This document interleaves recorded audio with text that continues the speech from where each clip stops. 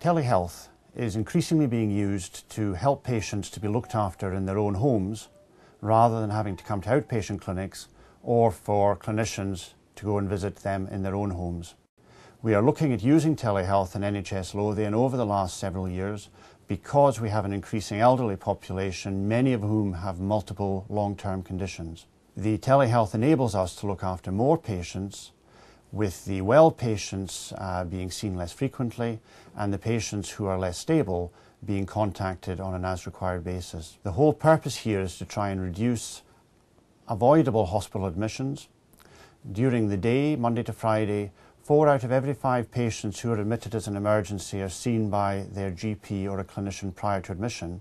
Out of hours, only 1 in 4 patients is seen by a clinician, and these patients who phone 999 or turn up at accident and emergency have shorter hospital stays. So these admissions are potentially avoidable.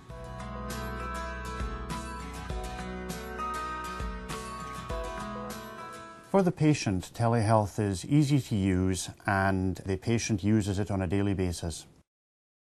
What the patients do is that they fill in a series of questions which can be defined by their clinician on this tablet. That information is then sent electronically to a main server. In addition, they can complete the data values for their weight and for their blood pressure for patients with heart failure and their oxygen levels for patients with COPD, otherwise known as chronic bronchitis.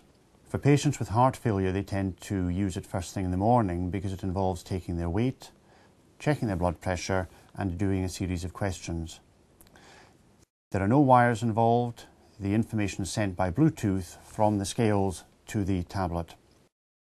The symptom survey, the patients use a touch screen and they have the questions on screen in front of them to which they answer yes or no. The content of the questions can be defined in different regions depending on personal preferences. Our questions in Lothian are initially on a yes-no basis because they're easier for patients to understand. So are you feeling more short of breath than today or yesterday? And the person selects the particular prompt.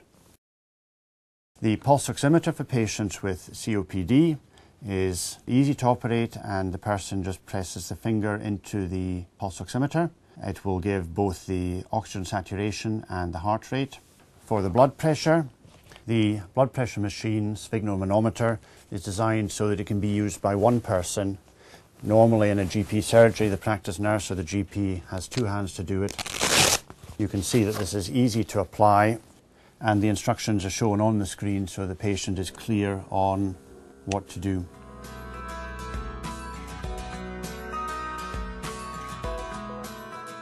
The information is transmitted on a daily basis to NHS 24.